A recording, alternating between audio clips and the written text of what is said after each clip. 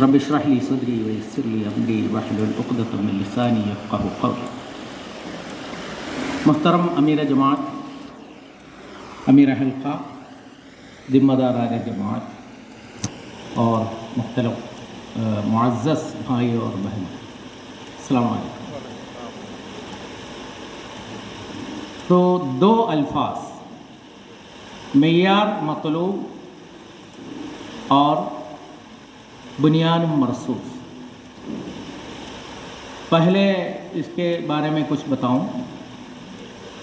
معیار مطلوب ہمارے دستور میں ہے، وہ جماعت اسلامی کے وابستگان کو، فرد کو ایڈریس کرتا ہے، وہ فرد کے بارے میں بات کرتا ہے، معیار مطلوب۔ اور بنیان مرصوص وہ جماعت اسلامی یا مسلمان اسلامی تحریک اس کا اجتماعیت کو ایڈریس کرتے ہیں، ایک فرد کا ایک دوسرا اجتماعیت کا۔ فرد کو ایڈریس کرتے ہوئے دستور میں دو شق ہے، ایک ذمہ داریاں، دوسرا معیار مطلوب۔ ذمہ داریاں، معیار مطلوب۔ ذمہ داریاں کیا ہے؟ جماعت میں ایک آدمی آنے کے لیے ذمہ داریاں ادا کرنے کی ضرورت ہے۔ اگر ذمہ داریاں ادا نہیں کرتی ہے، کرنے کا موقع نہیں ملتا ہے، تو وہ جماعت کے اندر آ نہیں سکتا اور جماعت کے اندر رہ نہیں سکتا۔ یہ بنیادی باتیں، اصولی باتیں، ضروری باتیں، ذمہ داریاں۔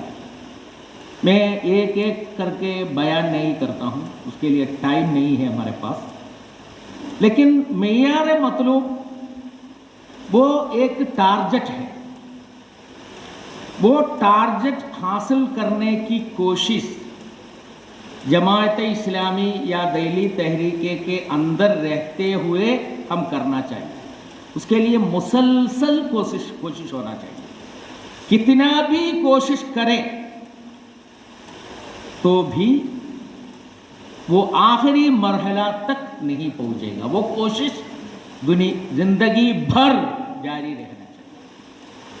یہ معیار مطلوب ہے۔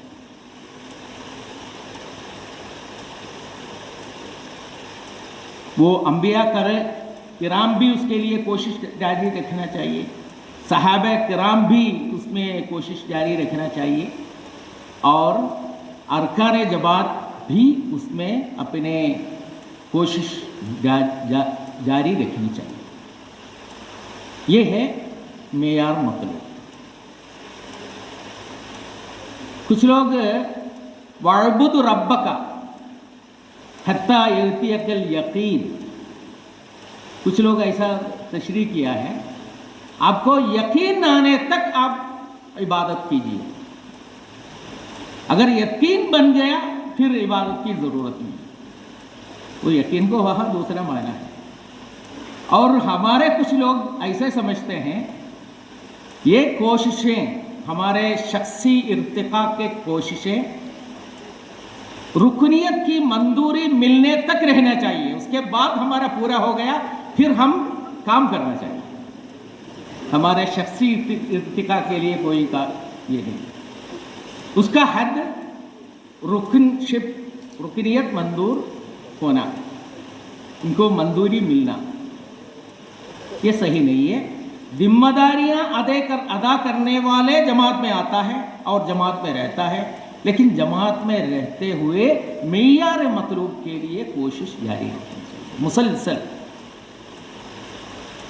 اس میں 5 اہم پہلو ہیں، معیار مطلوب میں 5 اہم پہلو ہیں۔ ہمارے دستور میں یہ معیار مطلوب میں سب سے پہلا شق وہ اسلام اور جاہلیت کے فرق معلوم کرنا. یہ اسلام اور جاہلیت کے بارے میں وہ ایک اوورال آئیڈیا نہیں ہے تو جماعت میں آ نہیں سکتا. ہمارے عقیدہ، نسب العین اور طریقہ کار یہ سب ایک آدمی سمجھے گا تو ایک اوورال آئیڈیا مل جائے گا. لیکن وہ ملنے کے بعد جماعت میں آ کے پھر ان کا کام کیا ہے، وہ کیا کام اسلام اور جاہلیت کا. جاہلیت کا معنی یہاں غیر اسلام ہے. اس کا مطلب حلال اور حرام کے تفصیلات معلوم کرنے کی کوشش کرنا چاہیے. اس کا مطلب اپنے مطالعہ جاری رکھنا ہے. یہ ہے اپنا مطالعہ جاری رکھنا. مثال میں بتا رہا ہوں، قرآن میں ایک ٹکڑا، ایک آیت کا ٹکڑا، احل اللہ البیع وحرم الربا. بہت آسان ہے، احل اللہ البیع وحرم الربا. ہم سمجھتے ہیں بیع حلال ہے اور ربا حرام ہے. یہ سمجھنا کافی نہیں ہوگا، یہ بھی سمجھنا چاہیے کہ اللہ تعالی جو بیع کو حلال کیا ہے وہ کیا ہے، جس ربا کو حرام کیا ہے وہ کیا ہے. حلال اور حرام کے درمیان یہ کیا فرق ہے، بیع اور ربا کے درمیان کیا فرق ہے؟ فرق بہت باریک ہو سکتا ہے. اسلام اور غیر اسلام کا یا بیع اور ربا کا کے درمیان جو فرق ہے وہ بہت باریک ہو سکتا ہے، لیکن وہ سمجھنا چاہیے. اگر نہیں سمجھے گا کیا ہوگا؟ کاروبار سمجھ کے، حلال کاروبار سمجھ کے ربا کے کاروبار کریں گے، اور جو لوگ کاروبار کرتے ہیں اس کے بارے میں ہم الزام دیتے ہیں وہ ربا کے کاروبار ہے. کبھی کبھی جس کو ہم ربا کہتے ہیں وہ اسلامی شریعت میں ربا نہیں ہوگا، اور کبھی کبھی جس کو ہم بیع کہتے ہیں، حلال کہتے ہیں، وہ حلال نہیں ہوگا. تو حلال اور حرام کے درمیان کے فرق باریک جا کر سمجھنے کی کوشش ہم نہیں کرتے تو ہمارے طرف سے غلطی ہونے کا امکان ہے. اور طلاق سنی ہے، بدعی ہے. طلاق رجعی ہے اور بائن ہے. طلاق اور نکاح کیسے ہونا چاہیے، اگر یہ نہیں سمجھیں گے تو ہم کو ہمارے طرف سے غلطی ہونے کے امکان ہے. اس کے وجہ سے یہ کہا گیا آپ اسلام اور جاہلیت کے درمیان کا فرق سمجھنے کا کام آپ جاری رکھنا چاہیے. اور یہ کام جاری رہے گا کیونکہ دنیا میں بہت سارے چیزیں آئے گی. اس کا حکم ہم سمجھنا پڑے گا. آپ کا آنکھ ڈونیٹ کرنا ہے، آپ کا خون دینا ہے، اس کا کیا حکم ہے ہم کو سمجھنا پڑے گا. اگر سمجھنا ہے تو اس کے لیے مطالعہ کرنا پڑے گا.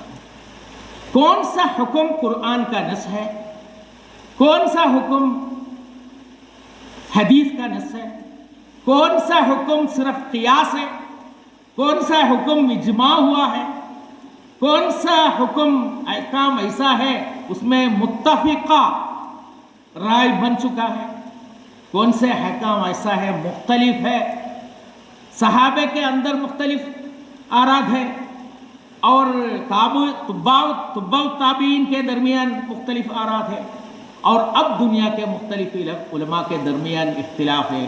یہ اگر پورے طریقے ہم سمجھتے نہیں تو ہمارا اظہار خیال غلط بھی ہو سکتا ہے. تو ہمارے کبھی کبھی واٹس ایپ گروپ میں ارکان جماعت اور ہمارے وابستگان جماعت جو چیزیں پیش کرتے ہیں، اس سے یہ معلوم ہوتا ہے علماء کے درمیان کے اختلاف کا کیا حال ہے وہ نہیں سمجھتے. متفق علیہ کیا ہے، مختلف فی کیا ہے، وہ نہیں سمجھتے ہیں. یہ اس پوسٹ سے معلوم ہوتا ہے. اس لیے کہا یہ سب نزاکتیں ہم سمجھنا چاہیے، کیونکہ ہم کو ایک متوازن کارکن بن کے آنا چاہیے. یہ ایک ہے. دوسری بات یہ ہے ہمارے اس میں معیار مطلوب میں عبادت اور تعلق باللہ کی بات ہے.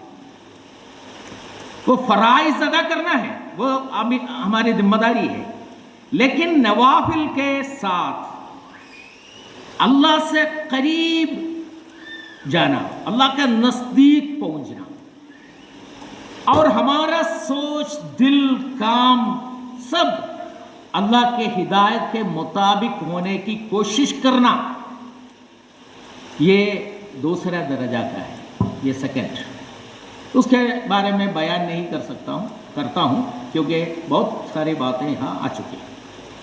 اور تیسری بات ہمارے معاملات پورے طور پر اسلام کے ہدایت کے مطابق ہونا، یہ تیسری بات. اور چوتھی بات یہ ہے کہ ہمارے طریقہ زندگی اور ہمارے آمدنی وہ پورے طور پر حلال ہونا، پورے طور پر حلال ہونا، کوئی حرام کے چیز اس کے اندر نہیں ہونا، اور کسی کا حق ہمارے مال میں درج آ گیا ہے اس کو نکالنا، صاف پاک کرنا. یہ چوتھی بات ہے. اور پانچواں بات یہ ہے کہ ہمارے ٹائم پورے طور پر، جیسا کہ میں پہلے عرض کیا پہلی تقریر میں، ہمارا ٹائم پورے طور پر اقامت الدین کے لیے دینا. یہ 5 نکات، کچھ تفصیل اور بھی ہوگا، لیکن اس 5 نکات ہمارے معیار مطلوب میں بتایا گیا ہے. تو اس طرح کے اچھا ایک فرد بننا، فرد کا ارتقاء کے لیے مختلف کوششیں ہونی، اپنے طور پر کوشش ہونا اور اجتماعی طور پر فرد کا ارتقاء کے لیے کوشش کرنا، یہ ہماری ضرورت ہے. اس لیے دستور میں یہ درج کیا گیا ہے.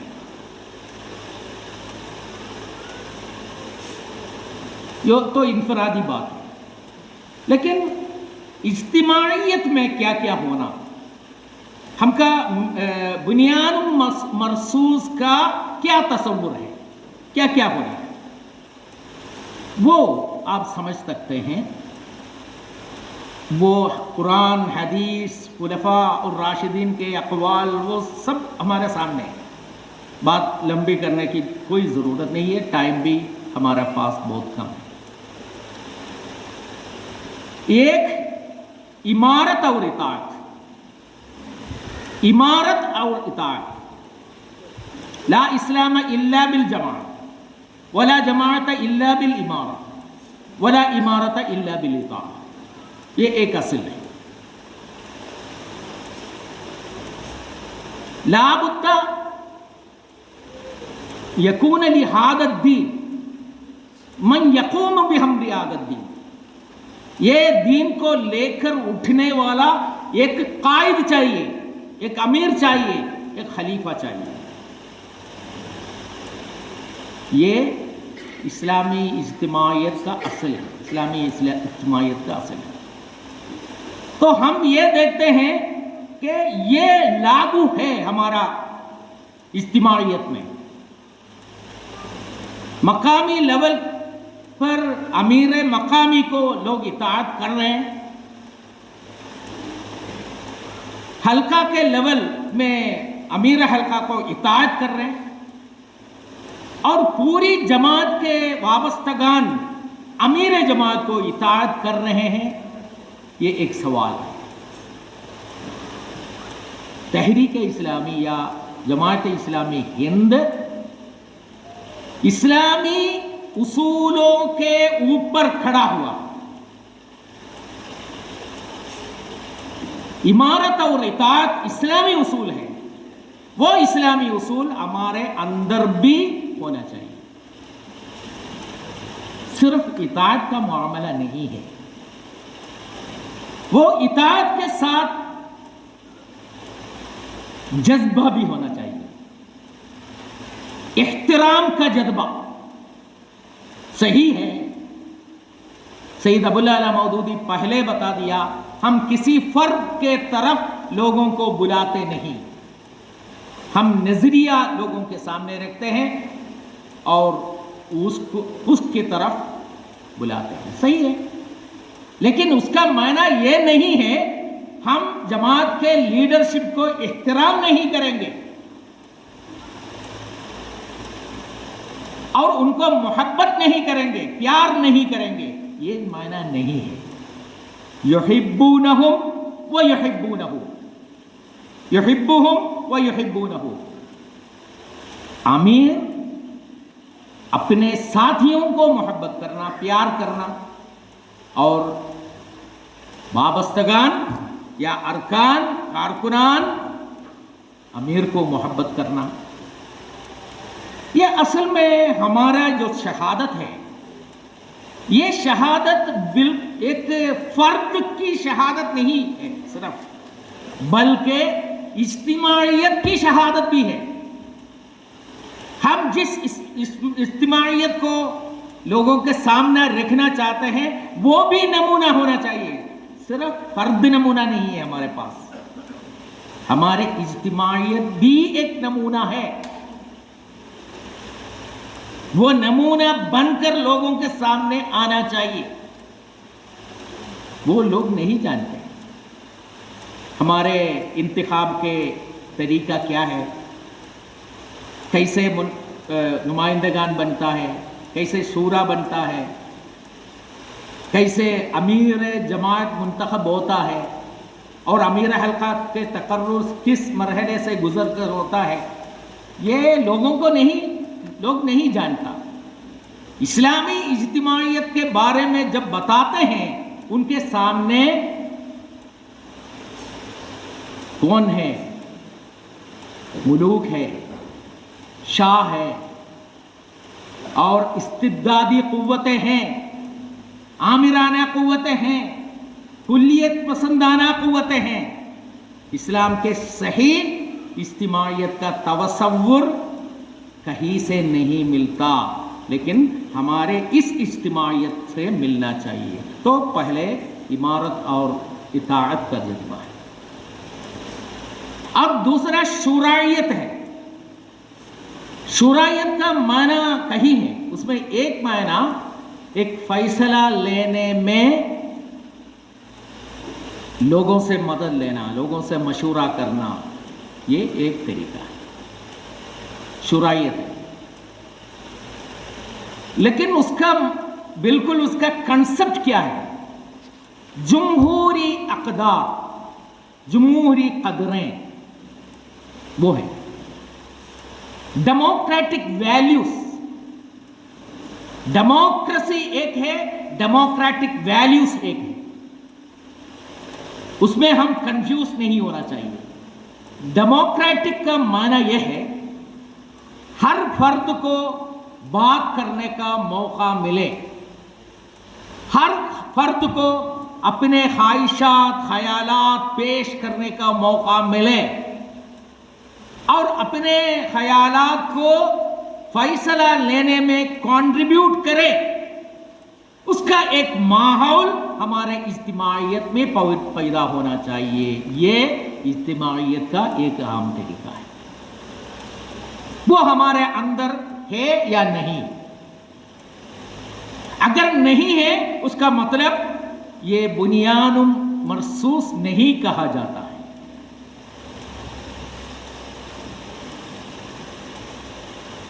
और उसी तरह सवाल करने का मौका है या नहीं आपकी जमात में? सवाल करने का जो चीज़ है वो लफरी लैंग है कि वो कहते हैं सवाल करना इंसान की खुसूसियत है। दुनिया में किसी और खल्क जो हमारे पहचान में है सवाल नहीं करता। सवाल करने वाला सिर्फ इंसान है। और जब इंसान को पैदा करने के तख्लीक करने के फैसला अल्लाह ताला किया, उस वक्त आमतौर पर मलाइका सवाल बिल्कुल नहीं करते। वयफ़अलून मा युमरून, सवाल नहीं करते। लेकिन जो इंसान की बात आई, मलाइका भी सवाल करना शुरू किया।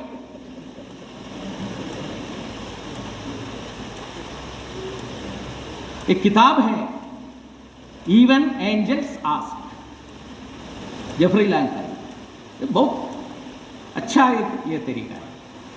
तो हमको सवाल करना है, सवाल उठाने का मौका है।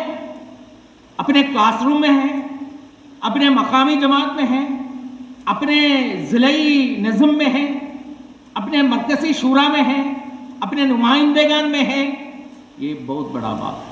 सवाल करने का मौका मिलना चाहिए और जवाब देना चाहिए।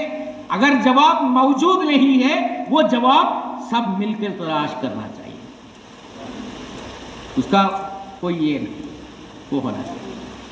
और उसके साथ तनकीद भी करना चाहिए।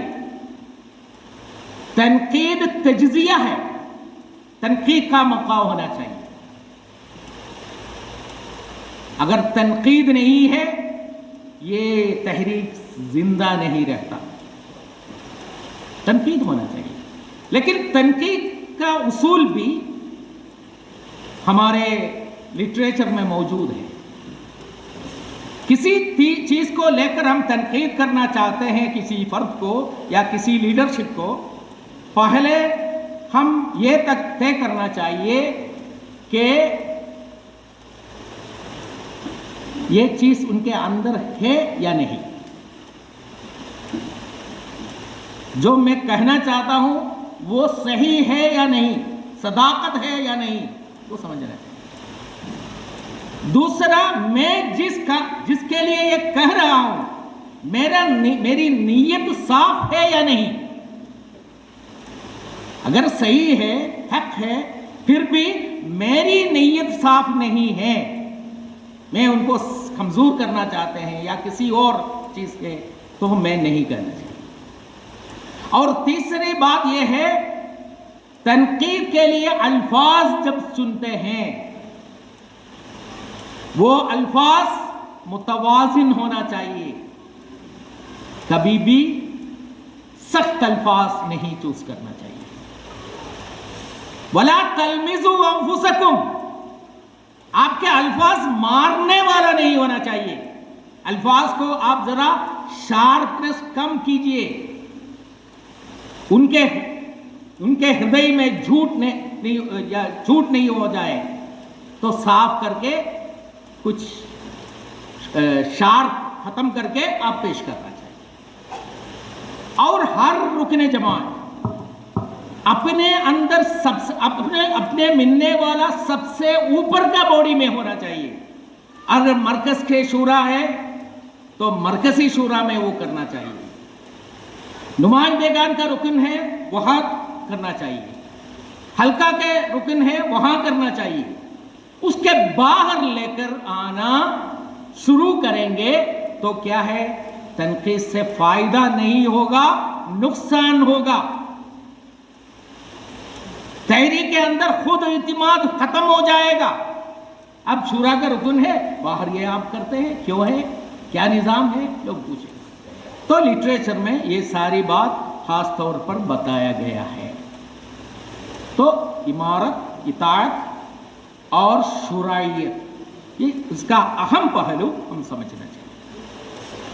اور بنیان مرصوص کا ایک اہم حصہ یہ ہے، خاص طور پر مقامی جماعت میں ہمارے ارکان کے درمیان تعلقات معیاری ہو،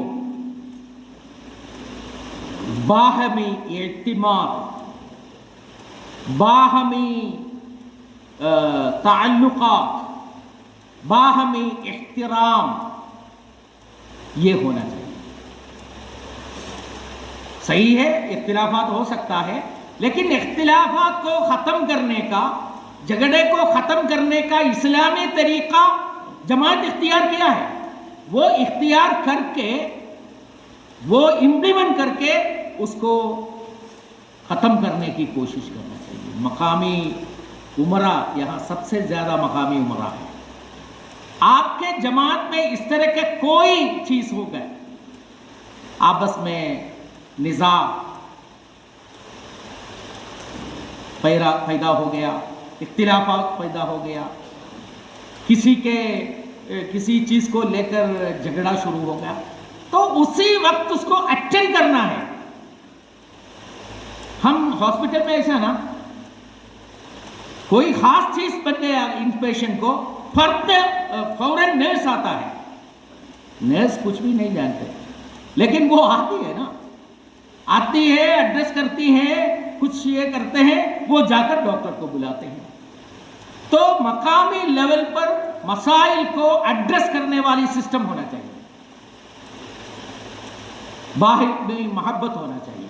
کبھی کبھی یہ رپورٹ ملے گا اس جماعت بنیان مرصوص ہو گیا ہے، لیکن اگر وہاں وزٹ کرے گا، انسپیکشن کرے گا، تو دو ارکان کے درمیان بات ہو کر 2 سال ہو گئے، سلام نہیں کرتے، میٹنگ میں دونوں آتے ہیں، دونوں اپنے اعانت دیتے ہیں، پورے طور پر زکوٰۃ بیت المال میں دیتے ہیں، شخصی طور پر دونوں ٹھیک ہے، اللہ کے پیارے بندے ہیں، لیکن آپس میں سلام نہیں کرتا۔ اس کو بنیان مرصوص نہیں کر سکتے۔ باہمی محبت، باہمی اعتماد، باہمی احترام بہت سارے ہیں۔ ہمارے ایس آئی او کے لوگ، نوجوان تنظیم کے لوگ، جی اے او کے لوگ ہمارے گھر میں رہنے والا ہے۔ آپ گھر میں کھانا کھاتے ہوئے آپ کے ایک بھائی رکن کے بارے میں بے احترامی کے ساتھ بات کرے گا، یہ بہت عجیب معاملہ ہو جائے گا۔ لیکن ہر وقت ہم کسی وابستگان جماعت کے بارے میں بات کریں گے، احترام کے ساتھ بات کرنا چاہیے، صرف جماعت کے بارے میں نہیں، باہر کے لوگوں کے بارے میں بات کرنے تک احتیاط کرنا چاہیے۔ تو ہم بنیان مرصوص کو جانچنے کے لیے کچھ یہ بنایا ہے، کیا ہے، ٹول کٹ بنایا ہے، کچھ انڈیکیٹرز ہم مقرر کیا ہے۔ اس میں دونوں چیزیں، ایک اجتماعیت میں جو فرد رہتا ہے، وہ فرد کا کوالٹی کیا ہے وہ دیکھتے ہیں، اور اجتماعیت کی کوالٹی کیا ہے یہ دونوں دیکھتے ہیں۔ کچھ لوگ کہتے ہیں تو بنیاد مرصوص میں کیا اعانت کے بارے میں پوچھتے ہیں آپ، اور ہفتہ وار اجتماع پہ شرکت کرنے کا یہ تو کیا ہے؟ تو آپ ایک بلڈنگ جانچنے کے لیے جاتے ہیں تو آپ بلڈنگ کا سٹرکچر دیکھتے ہیں، لیکن اس میں کیا اینٹا یوز کیا ہے وہ بھی دیکھتے ہیں،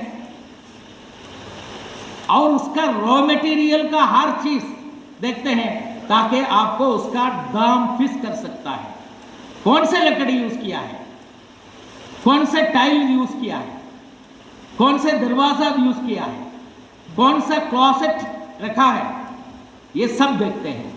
تو معیار بنیاد مرصوص کا جانچ افراد کا جانچ بھی ہے اور اس کے جانچ بھی ہے۔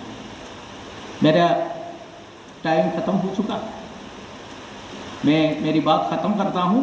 इंशाअल्लाह 2 बार ज़रा मेरी टूटी फूटी उर्दू को बर्दाश्त करना पड़ा। मैं सबको शुक्रिया अदा करता हूँ। व आखिर दावाना अनिल हम्दुलिल्लाहि रब्बिल आलमीन। अस्सलाम वालेकुम। जज़ाकल्लाहु खैरन कसीरा व जज़ाकल्लाहु अहसनुल जज़ा। मुहतरम सय्यद जमात,